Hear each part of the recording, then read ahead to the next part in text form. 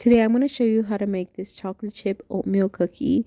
Only 4 ingredients. This recipe is for 1 cookie only. So we're going to need 30 grams of banana, 8 grams of peanut butter, 1/4 cup of oats. We're going to go ahead and mix this all together. Once it's ready, we're going to add our chocolate chips. You can use semi-sweet, dark chocolate, or even substitute for cranberries or raisins. We're going to get this dough and make it into a little ball and put it on top of our parchment paper. With your spatula, you're actually going to squish the cookie and give it its form. The oven needs to be preheated to 350 degrees, and we're going to leave the cookie in there for 15 minutes.